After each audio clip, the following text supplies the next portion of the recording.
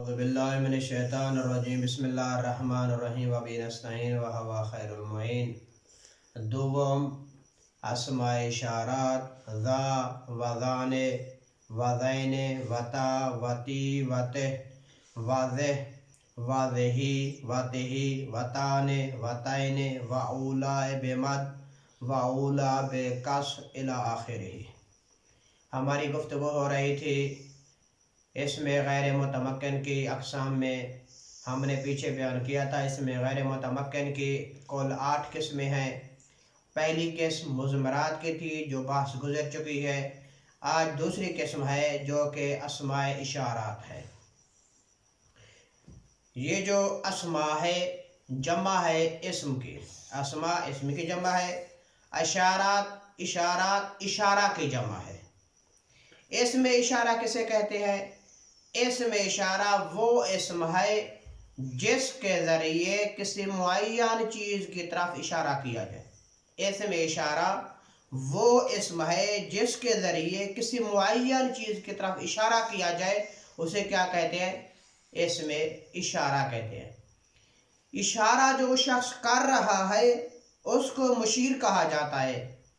اصطلاح میں جس کی طرف اشارہ کیا جا رہا ہے اسے مشار الیہ کہا جاتا ہے. جس لفظ سے اشارہ کیا جاتا ہے اسے اسم اشارہ کہا جاتا ہے، اور جس کے لیے اشارہ کیا جائے اس کو مشار لہو کہا جاتا ہے یا مخاطب بھی کہا جاتا ہے. مثلا زید کی کتاب گم ہو گئی. عمر کی نظر اس کتاب پر پڑی. عمر نے زید کو کتاب کی طرف اشارہ کرتے ہوئے کہا. کیا کہا؟ ھذا الکتاب. تو اس مثال میں عمر کیا ہے؟ مشیر ہے، کیوں اشارہ کر رہا ہے. اور کتاب کیا ہے؟ مشار الیہ ہے کیونکہ کتاب کی طرف اشارہ کر رہا ہے. ھذا جو ہے یہ اسم اشارہ ہے. زید جو ہے عمر جو زید کو کتاب کی طرف اشارہ کر رہا ہے. زید کیا بنے گا؟ مشار لہو، اور مخاطب بھی اس کو کہا جاتا ہے. اسماء اشارہ کی تعداد کیا ہے؟ اسم اشارہ مشہور جو ہیں وہ 13 ہیں. کون کون سے 13 ہیں؟ وہ 13 ہے ذا، ذان، ذین، تا، تی، تے، تہی، ذہ، ذہی، تان، تین، اولا بمد یعنی الف مد کے ساتھ، اولا بکسر یعنی الف مکسورہ کے ساتھ. اب ان میں سے جو ہے نا ذا واحد مذکر غائب کے لیے، ایک مرد کے لیے ذا استعمال ہوتا ہے. ذان تثنیہ مذکر کے لیے ہے، یہ 2 مردوں کے لیے استعمال ہوتا ہے لیکن یہ حالات رفع میں ہے.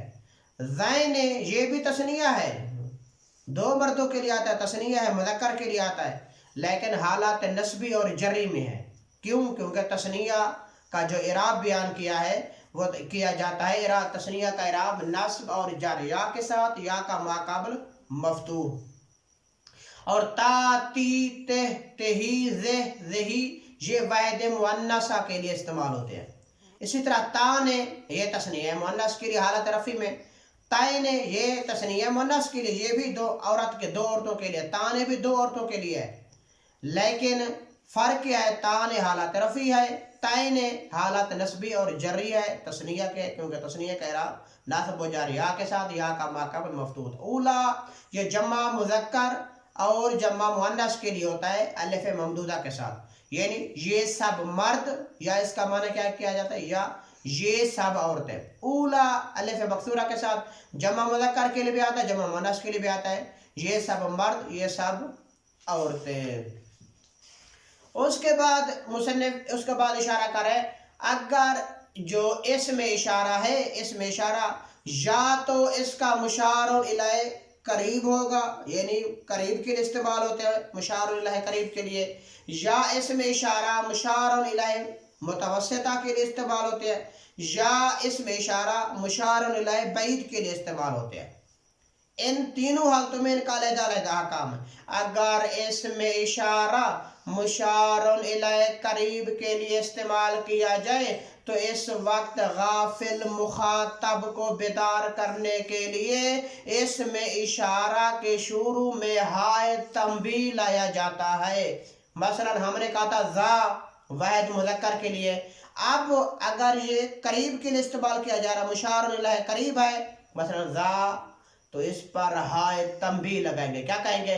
ہاذا، ہاذل کتاب، یہ جو ہا ہے یہ ہائے تنبیہ ہے۔ یہ کب لگائی جاتی ہے؟ جب اسم اشارہ کا مشار الیہ قریب ہو تو مخاطب کو تنبیہ کرنے کے لیے ہا لگائی جاتی ہے۔ اگر اسم اشارہ کا مشار الیہ متوسطہ ہو، یعنی بعید نہ ہو، قریبی نہ ہو، متوسطہ کے لیے استعمال کیا جائے اسم اشارہ، تو آخر میں کاف لگایا جاتا ہے، کاف حرف خطاب لگا دیتے ہیں تاکہ مخاطب کے مفرد، تثنیہ، جمع مذکر، مؤنث ہونے پر دلالت کرے۔ یہی کاف دلالت کرے گا، بتائے گا مخاطب مفرد ہے، مذکر ہے، مؤنث ہے، جمع ہے، تثنیہ ہے، اس پر جیسے مثلا تے، اور یہ چار اسموں پہ داخل ہوتا ہے کاف، تے، تہی، زہی، زے، زہی کے علاوہ، ان چار کے علاوہ، یعنی تے، تہی، زے، زہی، ان کے علاوہ باقی تمام اسموں پہ داخل ہوتا ہے کون؟ کاف۔ مثلا ذا ہے، اب کاف داخل کریں گے تو ذا کا بن جائے گا، یہ مذکر کے واحد مذکر کے لیے۔ ذاکما تثنیہ مذکر کے لیے، ذاکم جمع مذکر کے لیے ہے، ذاکے واحد مؤنث کے لیے ہے، ذاکما تثنیہ مؤنث کے لیے، ذاکنا جمع مؤنث کے لیے۔ اسی طرح ذانے، ذانکا واحد مذکر کے لیے، ذانکما تثنیہ مذکر کے لیے، ذانکم جمع مذکر کے لیے، ذانکے واحد مؤنث کے لیے، ذانکم، ذانکما تثنیہ مؤنث کے لیے، ذانکنا جمع مؤنث کے لیے۔ اسی طرح زین، زینکا، زینکما، زینکم، زینکے، زینکما، زینکمنا۔ اسی طرح تا بھی ہے، تاکا، تاکما، تاکم، تاکے، تاکما، تاکننا، تیکا، تیکما، تیکم یہ مذکر کے صیغے تھے، تیکے، تیکما، تیکننا مؤنث کے صیغے تھے، تانے، تانکا، تانکما، تانکم یہ مذکر کے صیغے تھے، تانکے، تانکما، تانکننا یہ مؤنث کے صیغے تھے، تینے، تینکا، تینکما، تینکم مذکر کے صیغے تھے، تینکے، تینکما، تینکمنا یہ مؤنث کے صیغے تھے، اولائکا، اولائکما، اولائکم مذکر کے صیغے ہیں، اولائکے، اولائکما، اولائکمنا مؤنث کے صیغے ہیں، اولا، اولاکا، اولاکما، اولاکم یہ کس کے صیغے ہیں؟ مذکر کے، اولاکے، اولاکما، اولاکننا یہ کس کے صیغے ہیں؟ مؤنث کے صیغے ہیں۔ اگر یہ تو تھے کب جب اسم اشارہ کا مشار الیہ متوسطہ ہو، اگر اسم اشارہ مشار الیہ بعید کے لیے استعمال کیا جائے تو اسم اشارہ اور کاف خطاب کے درمیان لام لاتے ہیں جو کہ حرف بعد ہے، حرف بعید کے لیے استعمال ہوتا ہے۔ جیسے ذاکا ہم نے کیا کہا تھا؟ کب ہوگا ذاکا؟ جب اسم اشارہ کا مشار الیہ قریب ہو، کاف خطاب آ گیا، ذاکا یعنی واحد مذکر۔ اب اگر بعید کے لیے اشارہ کر رہے ہیں تو لام داخل کریں گے، کس کے درمیان؟ کاف خطاب اسم اشارہ کے درمیان۔ کیا کہیں گے؟ ذاکا کو کہیں گے ذالکا، ذاکم کو کہیں گے ذالکم، تاکے کو کہیں گے تلکا۔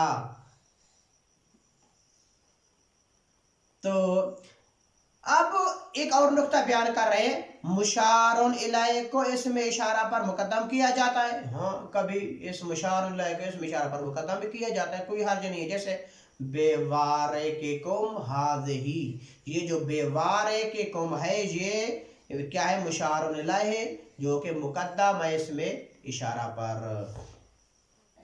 پھر فرما رہے ہیں کبھی کبھار اس طرح بھی ہوتا ہے، اسم اشارہ مذکر سے مشار الیہ مؤنث کی طرف اشارہ کیا جاتا ہے، اسم اشارہ مذکر ہے لیکن مشار الیہ مؤنث ہے، استعمال کیا جاتا ہے۔ مثلا فلما رأى الشمس بازغة قال هذا ربی، اس مثال میں الشمس مؤنث سمعی ہے، مشار الیہ ہے، اور هذا اسم اشارہ ہے۔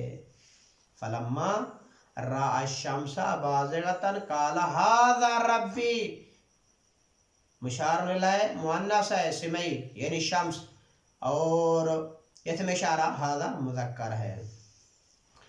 پھر فرما رہے ہیں آگے اسم اشارات ترکیبی ضابطہ اس کے تین ہے، تین صورتوں پر مشتمل ہے، اگرچہ یہ بس جو ابھی نکات بیان کیے اس کے جو ہے نا نحو میر کے وسعت سے اوپر ہے، یہ اوپر تفصیلی جو کتب ہے نحو کے اس میں بیان کیے جاتے ہیں، ہم اس کو خلاصہ اس کا بیان کریں گے۔ اگر اسم اشارہ کا ما بعد نکرہ ہو تو اسم اشارہ مبتدا اور ما بعد اس کی خبر ہوگی۔ اگر اسم اشارہ کا ما بعد نکرہ ہو تو اسم اشارہ مبتدا اور ما بعد خبر ہوگی، جیسے ھذا قلم، قلم نکرہ ہے لہذا ھذا مبتدا ہے، قلم خبر ہے۔ اگر اسم اشارہ کا ما بعد علم ہو یا مضاف ہو تو اسم اشارہ مبتدا اور ما بعد اس کی خبر بنے گی، جیسے ھذا زید، زید علم ہے، اب ھذا مبتدا ہے، زید اس کی خبر ہے۔ یا مضاف ہو اسم اشارہ کا مشار اللہ، جیسے ھذا قلم سعید، یہ سعید کی قلم ہے، قلم مضاف ہے سعید کی طرف، تو یہاں بھی ھذا مبتدا ہے، قلم کا اس کی خبر بن رہی ہے۔ اس کے بعد کہہ رہے ہیں اگر اسم اشارہ کا ما بعد معرف باللام یا موصول ہو تو پھر اس کی 4 ترکیبیں کی جاتی ہیں۔ اگر اسم اشارہ کا مشار الیہ یعنی ما بعد معرف باللام ہو، لام کے ساتھ ہو تو، یا لام کے ساتھ نہ ہو، موصول ہو اس کا مشار الیہ اس کے ما بعد، تو اس کی 4 ترکیبیں کی جاتی ہیں عموماً۔ کون کون سی؟ اسم اشارہ موصوف، ما بعد صفت، یہ عموماً ترکیب کی جاتی ہے۔ اسم اشارہ موصوف ما بعد صفت بنی جائے گی، کب؟ جب اسم اشارہ کا ما بعد معرف باللام ہو یا موصول ہو۔ دوسری ترکیب کیا کی جاتی ہے؟ اسم اشارہ مبین اور ما بعد عطف بیان۔ تیسری ترکیب کیا کی جاتی ہے؟ اسم اشارہ مبدل من اور ما بعد بدل ہے، اسم اشارہ مبتدا اور ما بعد خبر، یہ بہت کم ترکیب کی جاتی ہے۔ اس کے بعد آگے بیان کر رہے ہیں اسم غیر متمکن کی تیسری قسم، وہ کون سی؟ اسماء موصولات، اس کو دیکھ لے۔ اس کے بعد آگے چلتے ہیں دوم اسماء اشارات، دوسری قسم اسم غیر متمکن کے اسماء اشارات ہے ذا، ذان، زین، تا، تی، تے، زہ، زہی، زہ، واتہی، تان، تین، اولا بمد یعنی الف مد کے ساتھ، و اولا بکسر یعنی الف مکسورہ کے ساتھ۔ سوم تیسری قسم اسم غیر متمکن کی اسماء موصولہ الذی، اللذان، واللذین، واللذین، واللاتی، اللتان، اللتین، واللاتی، واللواتی، وما، ومن، وعی، وعیۃ، والف، ولام بمعنی الذی در اسم فاعل و اسم مفعول، چون الضارب والمضروب وذو بمعنی الذی در لغت بنی تے، نحو جانی ذو ضربکا بدان کے عین و عیۃ مرابست۔ اب یہاں اسم غیر متمکن کی تیسری قسم مصنف شروع کر رہے ہیں، وہ کون سے؟ اسماء موصولات ہے۔ یہ جو اسم غیر متمکن کی تیسری قسم ہے اسماء موصولات، اسماء اسم کی جمع ہے، موصولات کس کی جمع ہے؟ موصول کی جمع ہے، موصولات۔ سوال یہ پیدا ہوتا ہے اسم موصول کی تعریف کیا؟ اسم موصول کسے کہتے ہیں؟ اسم موصول وہ اسم ہے جو صلہ کے بغیر جملے کا کامل جز نہ بن سکے۔ اسم موصول وہ اسم ہے جو صلہ کے بغیر جملے کا کامل جز نہ بن سکے۔ کامل جز سے مراد کیا ہے؟ یعنی مبتدا، خبر، فاعل، مفعول، صفت وغیرہ۔ صلہ کا لغوی معنی ہے ملنا، صلہ کا لغوی معنی کیا کیا جاتا ہے؟ ملنا۔ اور اصطلاحی معنی کیا کیا جاتا ہے؟ صلہ وہ جملہ خبریہ ہے جو موصول کے بعد مذکور ہو، وہ جملہ خبریہ ہے جو موصول کے بعد مذکور اور اس میں ایک ایسا عائد ہو جو موصول کی طرف راجع ہو۔